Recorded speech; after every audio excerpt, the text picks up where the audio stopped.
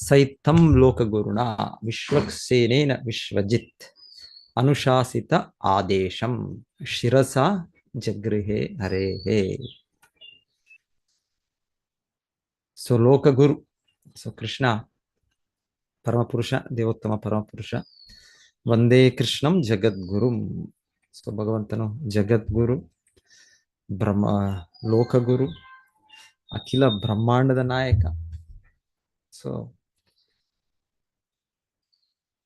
ಅವನು ಹೇಳೋದು ಪ್ರತಿಯೊಬ್ಬರು ನಾವು ನಮ್ಮ ಹಿತಕ್ಕೋಸ್ಕರವೇ ನಾವು ಅದನ್ನು ಸ್ವೀಕರಿಸಬೇಕು. ಸೊ ಇಲ್ಲಿ ಪೃಥು ಮಹಾರಾಜರು ಇಲ್ಲಿ ಹೇಳ್ತಾ ಇದ್ದಾರೆ, ಲೋಕಗುರುಣ ವಿಶ್ವಕ್ಷೇನ, ಕೃಷ್ಣನ ಒಂದು ಹೆಸರು ವಿಶ್ವಕ್ಷೇನ. ಸೊ ಇವ್ರಂತ ಸಾಮಾನ್ಯ ವ್ಯಕ್ತಿ ಅಲ್ಲ ಪೃಥು ಮಹಾರಾಜ. ಏನು ವಿಶ್ವಜಿತ್, ವಿಶ್ವಜಿತ್ ಅಂದ್ರೆ ಸಂಪೂರ್ಣ ವಿಶ್ವವನ್ನೇ ಗೆದ್ದ ಮಹಾರಾಜ. ಈಗ ಯಾರಿದ್ದಾರೆ? ಈಗ ಯಾರು ಈಗ ಆ ರೀತಿ ಇಲ್ಲ. ಆ ರೀತಿಯ ಒಂದು ಶಕ್ತಿ ಪರಾಕ್ರಮ ಯಾರಿಗೂ ಇಲ್ಲ, ಯಾವ ದೇಶಕ್ಕೂ ಇಲ್ಲ. ನೋಡಿ ಇವಾಗ ಯಾವುದು ಇರಾನ್ ಇದು ಜಗಳ ನಡೀತಾ ಇದೆ ನೋಡ್ತೀವಿ. ಸೊ ಅಮೆರಿಕ ದೊಡ್ಡ ದೇಶ ಅನ್ಸುತ್ತೆ, ಅವರೇ ವಿಶ್ವಜಿತ್, ವಿಶ್ವವನ್ನೆಲ್ಲ ಆಳುವ ಇವರು ಅನ್ಸುತ್ತೆ. ಆದ್ರೆ ಅವರು ಕೂಡ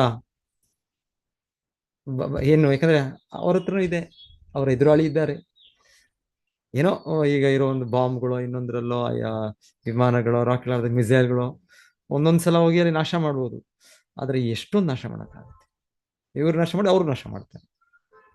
ಸೊ ಹೀಗೆ ವಿಶ್ವಜಿತ್, ಈ ರೀತಿ ಯಾರು ಅಷ್ಟು ಶಕ್ತಿ ಇಲ್ಲ. ಇನ್ನ ಚೀನಾ ದೇಶ ಇದೆ, ರಷ್ಯಾ ದೇಶ ಇದೆ, ಸೊ ಬೇರೆ ಬೇರೆ ಜನ ಇದೆ, ಇವರು ಇದ್ದಾರೆ. ಆದ್ರೆ ಪೃಥು ಮಹಾರಾಜ್ ಹೀಗಲ್ಲ. ಪೃಥು ಮಹಾರಾಜರು ರಾಜ, ಮಹಾರಾಜ ಅಂದ್ರೆ ಯಾರು ಅವರ ಸಮ ಇಲ್ಲ, ಯಾರು ಪೈಪೋಟಿ ಇಲ್ಲ, ಅವ್ರ ಎದುರಾಳಿ ಇಲ್ಲ ಅವ್ರಿಗೆ. ಅವರ ಡಿಸೈಡ್ ಮಾಡಿದ್ರೆ ಫಿನಿಶ್. ಅವ್ರು ಡಿಸೈಡ್ ಮಾಡಿದ್ರೆ ಯಾವ ದೇಶ ಆದ್ರೂ ಆಗ್ಬೋದು, ಯಾವ ನಗರ ಆಗ್ಬೋದು, ಯಾವ್ದು ಬೇಕಾದ್ರೂ ಅವರ ಹತೋಟಿಯಲ್ಲಿರೋದು. ವಿಶ್ವಜಿತ್, ವಿಶ್ವವನ್ನೇ ಗೆದ್ದವರು. ಈ ತರ ಇಲ್ಲ ಯಾರು. ಈಗ ಒಂದ್ಸಲ ಕೇಳ್ತೀವಿ ಇತಿಹಾಸದಲ್ಲಿ, ಈ ತರ ಅಲೆಕ್ಸಾಂಡರ್ ಇದ್ರು ಅಂತ, ಅಲ್ಲಿಂದ ಬಂದ್ರು ಅವರು, ಅಲ್ಲೋ ಯುರೋಪಿಯ ದೇಶದಿಂದ ಇಲ್ಲಿ ಭಾರತವರು, ಅಲ್ಲಿ ಕೊನೆಗೆ ಇಲ್ಲಿ ಬಂದ್ರು, ಇಲ್ಲಿ ಸತ್ರು ಅವರು. ಎಲ್ಲರೂ ಸಾಯೋವರೇ ಭೌತಿಕ ಜಗತ್ತಿನಲ್ಲಿ ಎಲ್ಲ. ಆದರೂ ಈ ಶುದ್ಧ ಭಕ್ತರು, ರಾಜರ್ಷಿಗಳು, ಪೃಥು ಮಹಾರಾಜ್ ಅಂತ ವ್ಯಕ್ತಿಗಳು, ಅವರು ನಿಜವಾಗ್ಲೂ ವಿಶ್ವಜಿತ್. ಅವರು ಭಗವಂತನ ಕೃಪೆಯಿಂದ, ಭಗವಂತನ ಶಕ್ತಿಯಿಂದ ಅವರು ಎಷ್ಟು ಕಾಲ, ಎಷ್ಟು ನೂರಾರು ಸಾವಿರಾರು ವರ್ಷ. ಧ್ರುವ ಮಹಾರಾಜ ಕೂಡ ನಾವು ಕೇಳಿದ್ವಲ್ಲ, 36,000 ವರ್ಷ ಅವರು ಬಾಳ್ವಿಕೆ ಮಾಡಿದ್ರು. ಸೊ ಹೀಗೆ ವಿಶ್ವಜಿತ್, ಅವರೆಲ್ಲ ವಿಶ್ವಜಿತ್. ಈ ತರ ಭಗವಂತನ ಪ್ರತಿನಿಧಿಯಾಗಿ ಅವರು ಕಾರ್ಯನಿರ್ವಹಣೆ ಮಾಡಿದ್ದು. ಸೊ ಅಂತ ವ್ಯಕ್ತಿ ಪೃಥು ಮಹಾರಾಜರು. ಆದರೆ ಹೇಳ್ತಾ ಇದ್ದಾರೆ ಲೋಕಗುರುಣ, ಕೃಷ್ಣ ಪರಮಪುರುಷ, ವಿಷ್ಣು ಬಂದಿದ್ದಾರೆ ಈಗ, ಸಾಕ್ಷಾತ್ ವಿಷ್ಣು. ಸೊ ಅವರ ಉಪದೇಶಗಳು, ಅವರ ದಿವ್ಯ ಬಾಯಿಂದ ಭಗವಂತನು ಕೊಟ್ಟ ಉಪದೇಶಗಳು, ಈಗ ಒಂದು 10-15 ಶ್ಲೋಕ ಕೇಳಿದ್ವಿ ನಾವು. ಸೊ ಅದನ್ನ ಕೇಳಿದ್ಮೇಲೆ, ಅದನ್ನ ಆಲಿಸಿದ ಮೇಲೆ ಹೇಳ್ತಾರೆ ವಿಶ್ವಜಿತ್ ಪೃಥು ಮಹಾರಾಜ್ ಏನ್ ಮಾಡ್ತಾರೆ, ಅನುಶಾಸಿತ ಆದೇಶಂ. ಅದೇನ ತನ್ನ ಹಿತಕ್ಕೆ, ಅವರ ಹಿತಕ್ಕೂ ಕೂಡ ನಮ್ಮೆಲ್ಲರ ಹಿತಕ್ಕೆ ಭಗವಂತನ ಮಾತು. ಅನುಶಾಸಿತ ಆದೇಶಂ ಶಿರಸ ಜಗೃಹೆ ಹರೇ.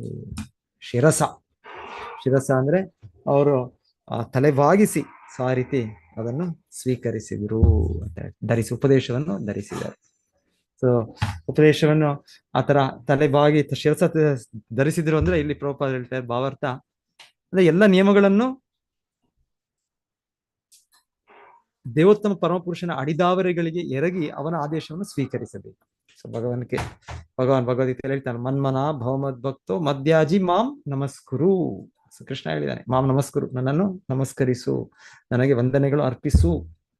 ಸೊ ಅಂತ ಪ್ರತಿಯೊಬ್ಬರಿಗೂ ಕೃಷ್ಣ ಆದೇಶಿಸಿದ್ದು, ಅರ್ಜುನ ಮೂಲಕ ಹೇಳಿದ್ದು. ಇದು ತುಂಬಾ ಗುಪ್ತವಾದ ಸಂದೇಶ. ಸೊ ನನ್ನನ್ನು ಆಶ್ರಯಿಸೋ ವಿಧಾನದಲ್ಲಿ ನನ್ನನ್ನು ನಮಸ್ಕರಿಸು, ನನಗೆ ನಮಸ್ಕರಿಸು. ಸೊ ಈಗ ಶಿರಸ ವಂದಿಸಿ ಹೇಳ್ತಾರೆ. ಅಂದರೆ ಇದರ್ಥ, ಇನ್ನೊಂದು ಅರ್ಥ ಏನು ಅಂದ್ರೆ, ಕೇವಲ ನಾವು ಹೌದು ಅಫ್ಕೋರ್ಸ್ ನಾವು ನಮ್ಮ ತಲೆಬಾಗಿ ಇದನ್ನು ತೋರಿಸ್ತೇವೆ ಮರ್ಯಾದೆ, ಸೊ ಅಷ್ಟಕ್ಕೆ ಅಲ್ಲ. ಒಂದ್ ರೀತಿ ಹೇಳ್ತಾರೆ, ಅದನ್ನು ನಾವು ಸ್ವೀಕರಿಸಬೇಕು ಉಪದೇಶ. ಸೊ ಶಿಷ್ಯರಿಗೂ ಕೂಡ ಹೇಳ್ತಾರೆ ಅನ್ಸ, ಶಿಷ್ಯರಾದವರು ಗುರುಗಳಿಗೆ ಮತ್ತೆ ಗುರು ಪರಮಗುರು, ಫೌಂಡರ್ ಆಚಾರ್ಯ, ಸೊ ಎಲ್ಲ ನಾವು ಹಿರಿಯ ಗುರು ಪರಂಪರೆಗೆ ಎಲ್ಲರಿಗೂ ಕೂಡ ನಾವು ವಂದನೆಗಳು ಅರ್ಪಿಸ್ತೇವೆ.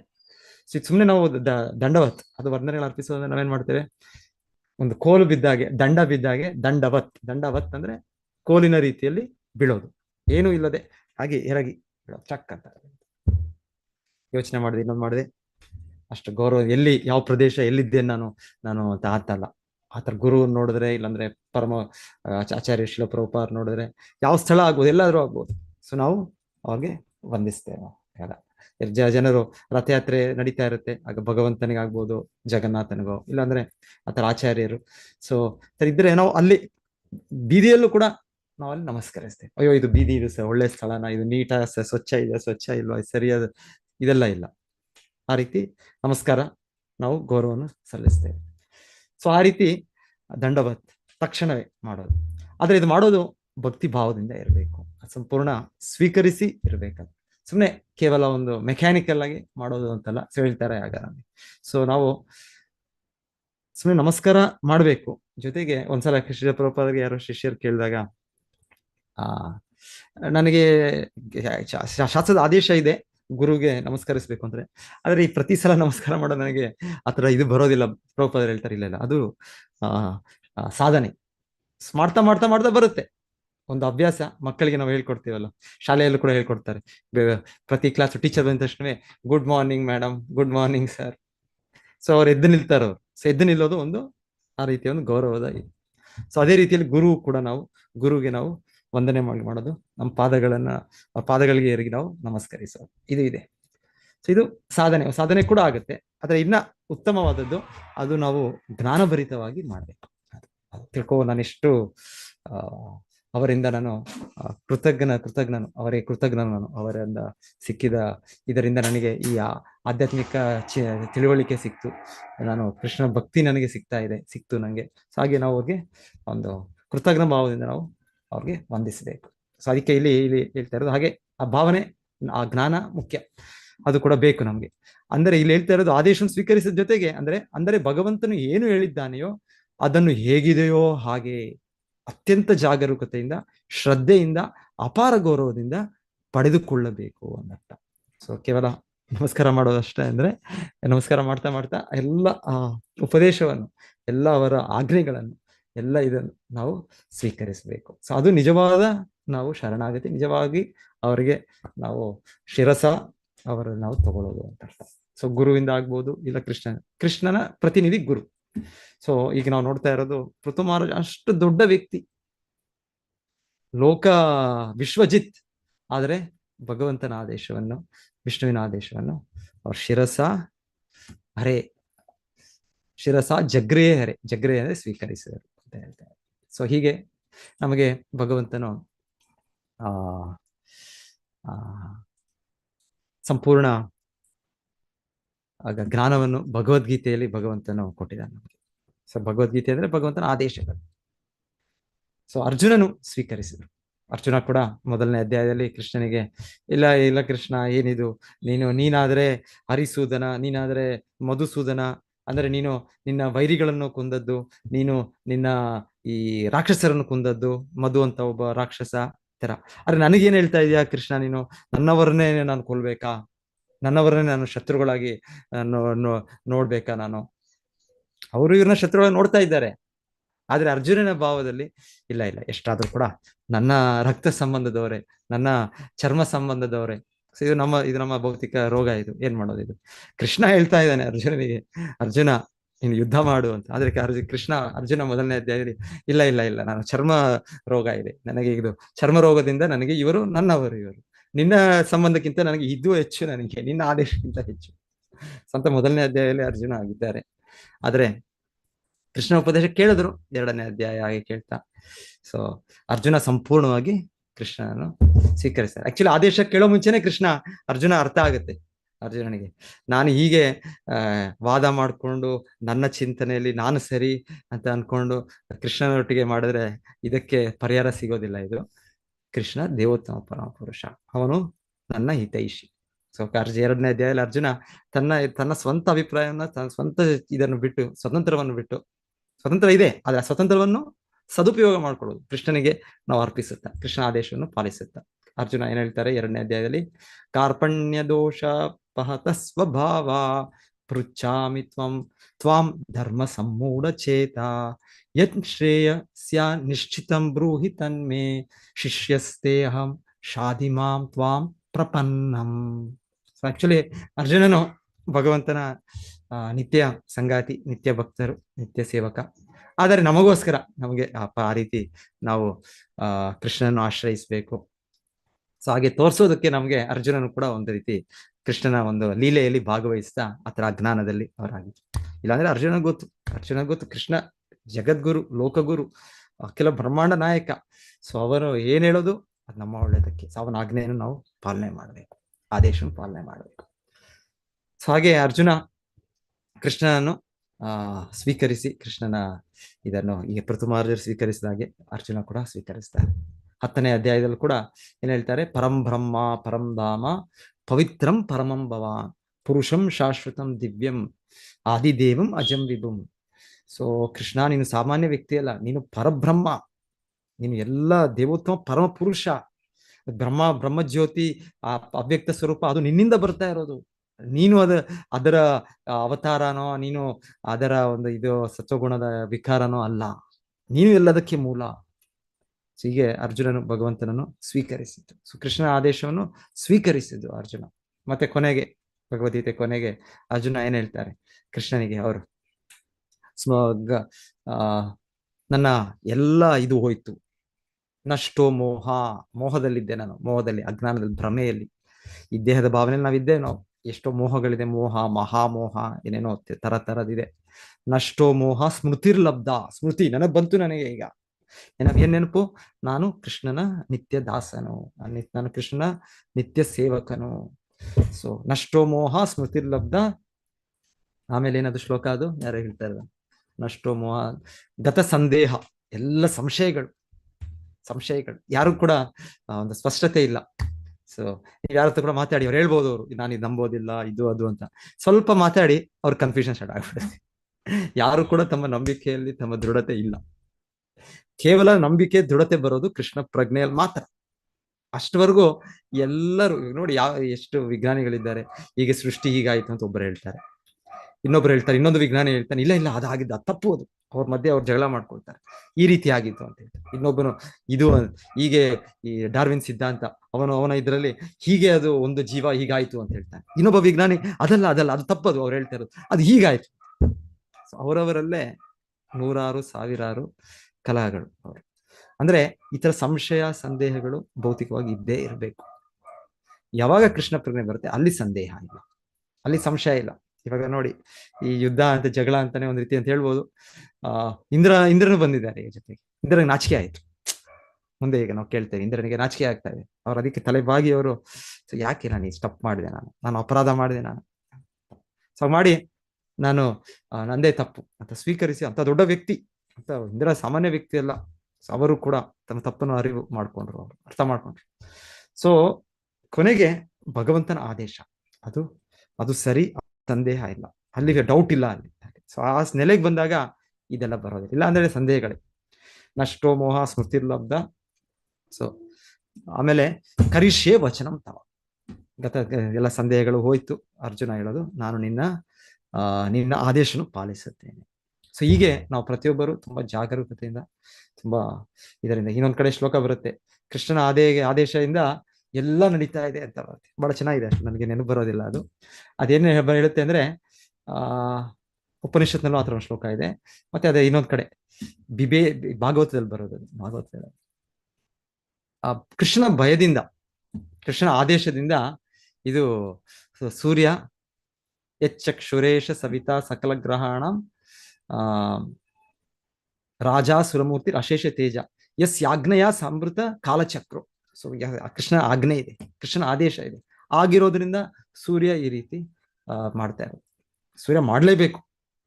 ಸೂರ್ಯ ಏನಾದ್ರು ಇಲ್ಲ, ನಾನು ನಾಳೆ ಇಲ್ಲಿ ಬರೋದಿಲ್ಲ, ನಾನು ಈ ಭಾರತದಲ್ಲಿ ಬೆಂಗಳೂರು ಮೇಲೆ ನನಗೆ ಬೆಳಕು ಬಿಡೋದಿಲ್ಲ, ಮಾಡಕ್ಕಾಗತ್ತೆ? ಹಾಗೆ ಆದೇಶ ಇದೆ, ಅದು ಕೊಡ್ಲೇಬೇಕು.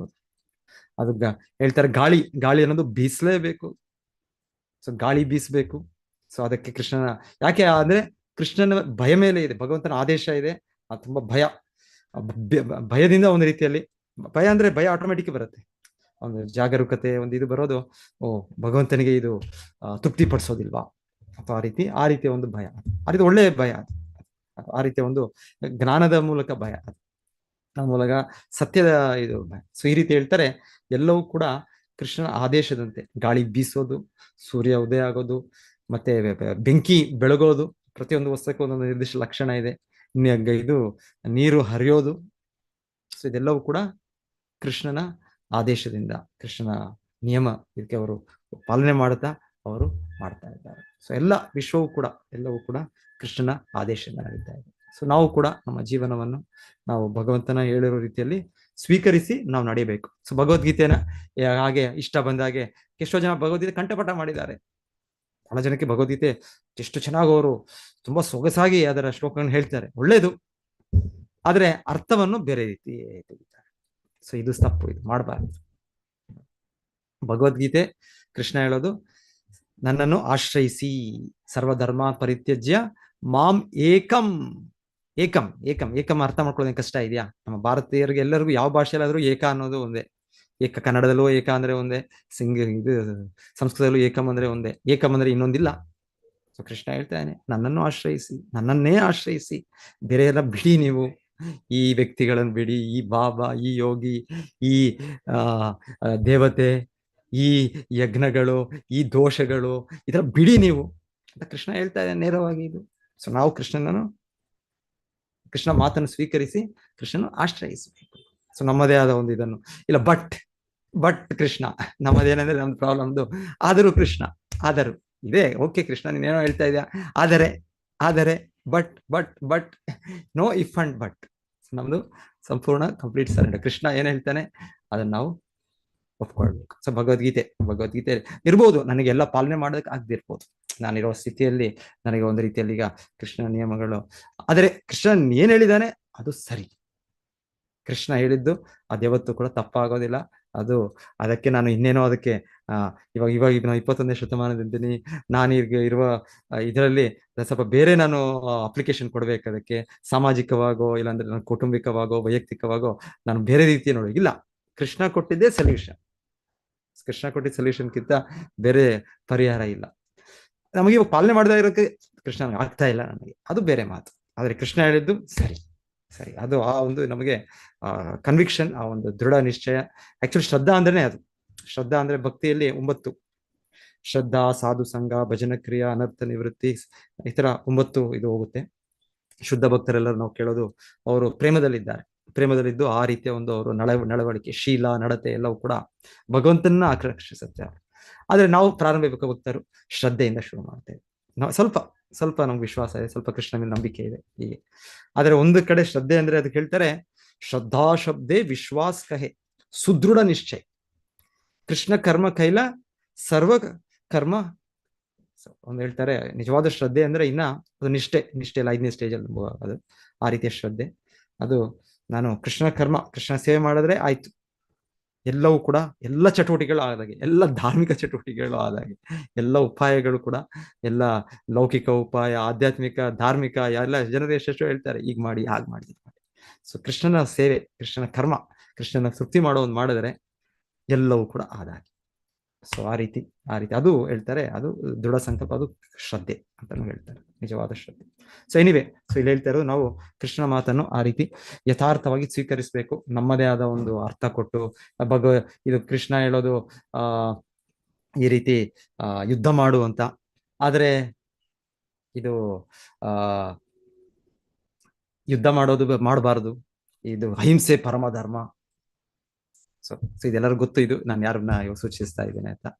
ಸೊ ಒಬ್ಬ ದೊಡ್ಡ ಇವರೇ ಅವರ ಭಗವದ್ಗೀತೆ ಏನ್ ಮಾಡಿದ್ರು, ಅವರು ಭಗವದ್ಗೀತೆಯ ಮೂಲಕ ಅಹಿಂಸೆಯನ್ನು ಅವರು ಸೊ ಇದು ತಪ್ಪು. ಇದು ಭಗವದ್ಗೀತೆಯಲ್ಲಿ ಅಹಿಂಸೆ ಇಲ್ಲ. ಇನ್ನೊಬ್ಬರು ಭಗವದ್ಗೀತೆ ಮೂಲಕ ನ್ಯಾಷನಲಿಸಂ ಅಂದ್ರೆ ನಮ್ಮ ದೇಶ, ಏನಿದು ನಮ್ಮ ದೇಶ, ಇದು ಇನ್ನು ಮರು ಜನ್ಮದಲ್ಲಿ ನಾನು ನನ್ನ ದೇಶದಲ್ಲೇ ನಾನು ನಾಯಿಯೋ ಬೆಕ್ಕಾಗಿ ಹುಟ್ಟಿದ್ರೆ, ಇನ್ನೊಂದು ಮಾಡಿದ್ರೆ ನನ್ನ ದೇಶ ಏನ್ ನನಗೆ ಎಲ್ಲಿ ಚಿಂತನೆ ಇರುತ್ತೆ, ನಾನು ಭಾರತೀಯನು, ನಾನು ಕರ್ನಾಟಕದವನು, ನಾನು ತಮಿಳುನಾಡಿನವನು, ನಾನು ತುಳುನಾಡಿನವನು, ಎಲ್ಲಿರುತ್ತೆ?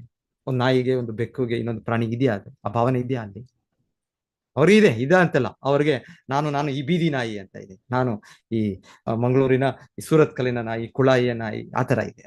ಆತರ ಇದೆ. ಅದನ್ನೇ ಅದು ಇನ್ನ ಚಿಕ್ಕದಾಗಿನ ಮುಂದುವರಿ ಹೋಗುತ್ತೆ. ಮನುಷ್ಯನಾಗಾದ್ರೂ ಅಟ್ಲೀಸ್ಟ್ ಸ್ವಲ್ಪ ದೊಡ್ಡದಾಗಿದೆ.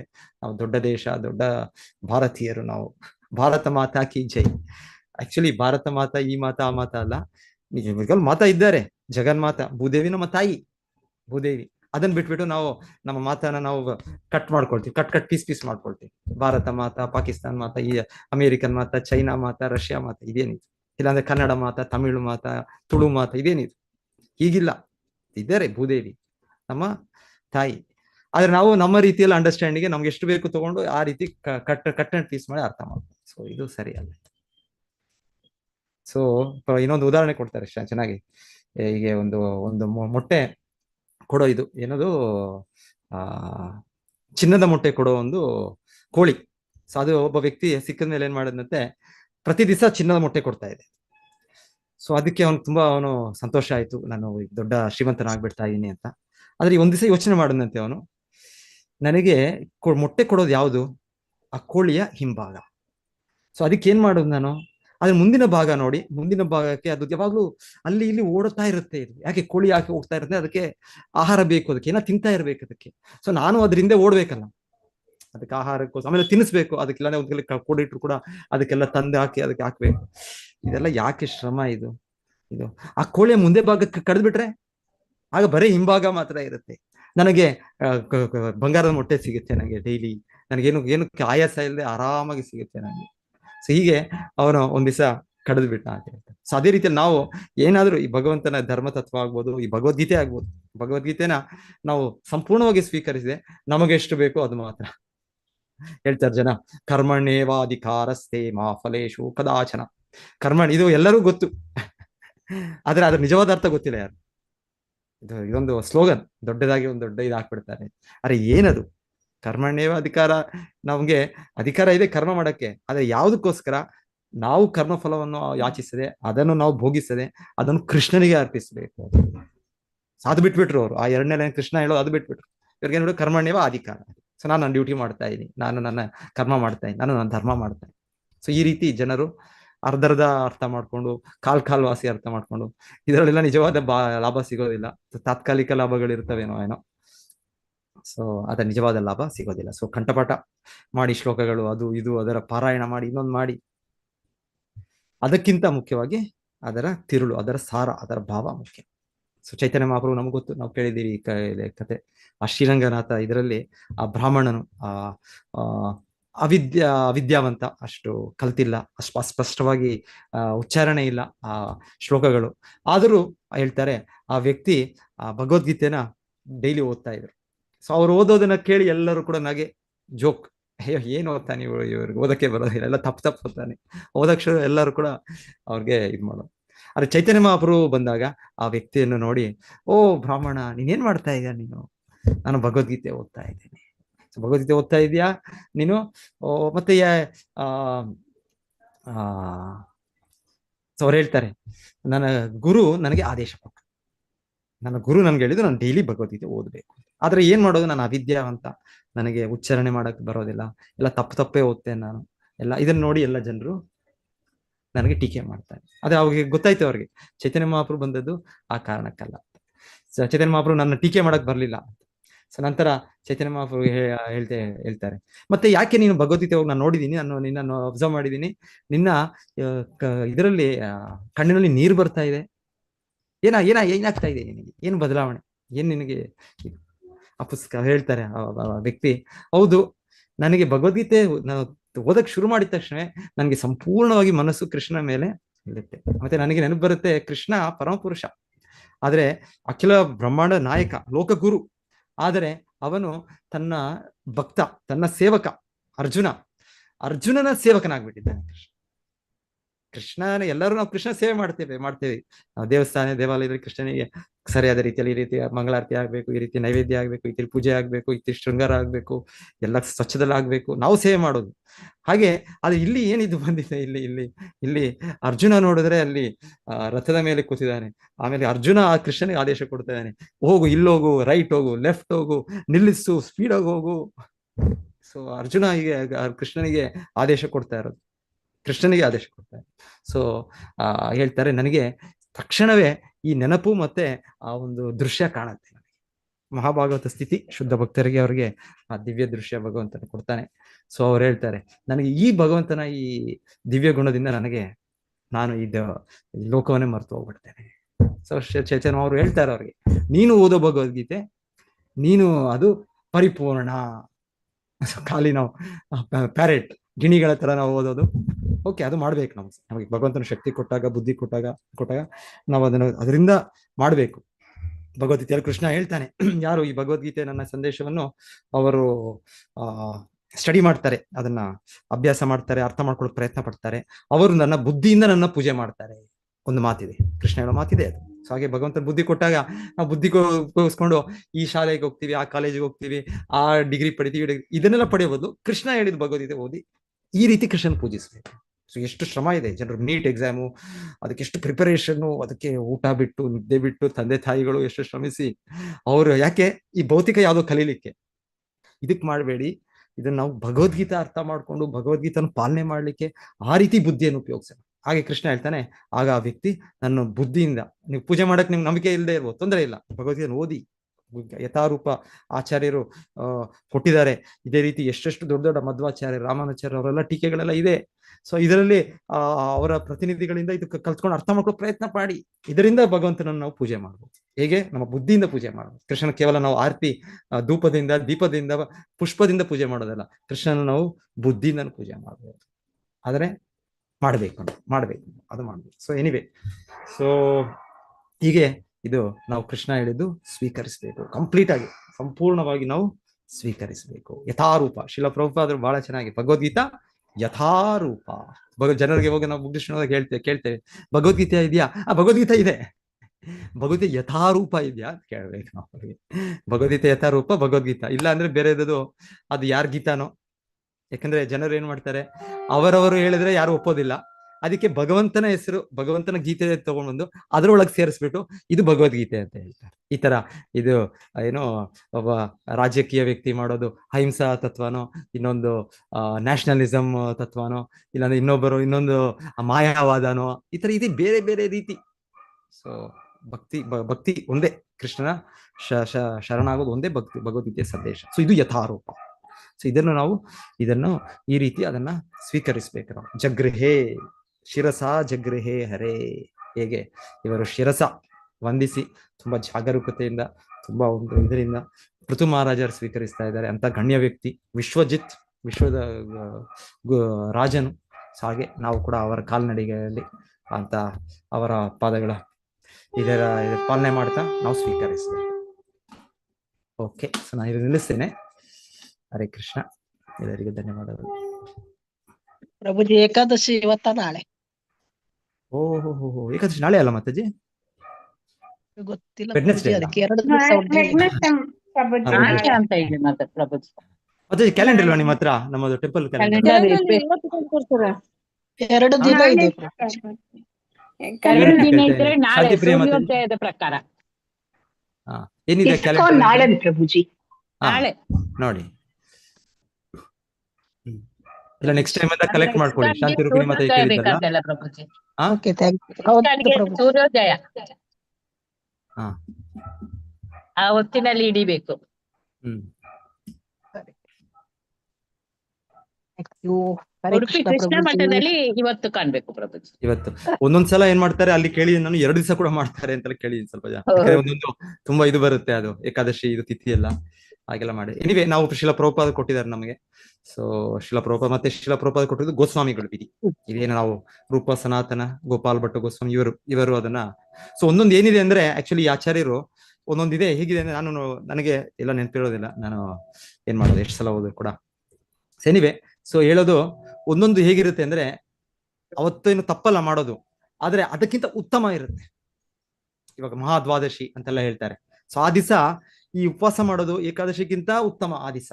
ಸೊ ಆ ರೀತಿ ನಮ್ಮ ಈ ಸಂಪ್ರದಾಯ ನಾವು ನೋಡೋ ಈ ಆಚಾರ್ಯರು ಕೊಟ್ಟ ಒಂದೊಂದು ದಿವಸ ವ್ಯತ್ಯಾಸ ಬರುತ್ತೆ, ಆದ್ರೆ ಆ ದಿವಸ ಇನ್ನ ಉತ್ತಮ ನಮಗೆ ಇದಿದೆ.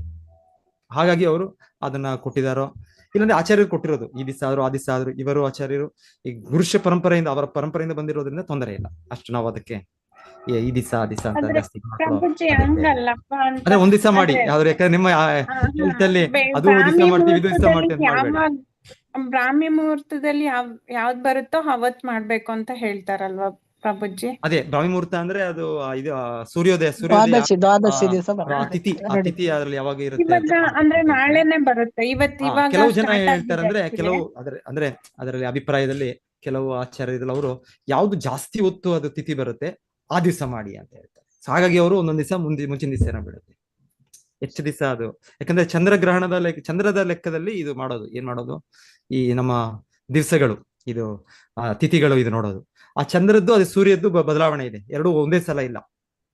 ಹಾಗಾಗಿ ಅದು ಆ ತಿಥಿ ಆ ಚಂದ್ರದ ಮೇಲೆ ಇರೋ ತಿಥಿಗಳು ಇದಕ್ಕೆ ಓವರ್ಲ್ಯಾಪ್ ಆಗುತ್ತೆ. ಆ ಓವರ್ಲ್ಯಾಪ್ ಆಗೋದ್ರಿಂದ ಅದು ನಮಗೆ ಆ ದಿವಸಕ್ಕೆ ಡೇಗೆ ನಾವು ಸೂರ್ಯ ಇವಾಗ ಫಾಲೋ ಮಾಡ್ತಾ ಇರೋದು ಸೂರ್ಯನ ಡೇ ಸೂರ್ಯನಿಂದ ಫಾಲೋ ಮಾಡೋದು ಆದ್ರೂ ಕೂಡ ಇದಕ್ಕೆ ಈ ತಿಥಿಗಳಿಗೆ ನಾವು ಚಂದ್ರನ ಇದನ್ನ ನೋಡ್ತೇವೆ. ಸೊ ಅದು ಇದು ಇದು ಬರುತ್ತೆ ಅಂತ ಹೇಳ್ತಾ ಇರೋದು ಆ ತಿಥಿ ಇದು ಆ ಲೆಕ್ಕಾಚಾರದಲ್ಲಿ ಅದು ಟೈಮ್ ಒಂದೇ ತರ ಇರೋದಿಲ್ಲ. ಅದು ಚಂದ್ರದ ಇದು ನಮ್ಮ ಬೆಳಿಗ್ಗಿಂದ ಇವತ್ತು ರಾತ್ರಿ ಇರ್ಬೋದು ಡಿಫ್ರೆಂಟ್ ಚೇಂಜ್ ಆಗ್ತದೆ. ಅದು 24 ಗಂಟೆ ಅಲ್ಲ ಎಕ್ಸಾಕ್ಟ್ ಅದು 20 ಎಷ್ಟೋ ಬರುತ್ತೆ. ಸೊ ಅದಕ್ಕೆ ವ್ಯತ್ಯಾಸ ಬರುತ್ತೆ. ಧನ್ಯವಾದಗಳು ಪ್ರಭುಜಿ. ಹರೇ ಕೃಷ್ಣ. ಹರೇ ಕೃಷ್ಣ ಮಾತಾಜಿ ಹರೇ ಕೃಷ್ಣ. ಮಾಡಿ ಯಾವ್ದು ಹಾಗೆ ಸ್ವಲ್ಪ ಆಚಾರ್ಯ ಡಿಫ್ರೆನ್ಸ್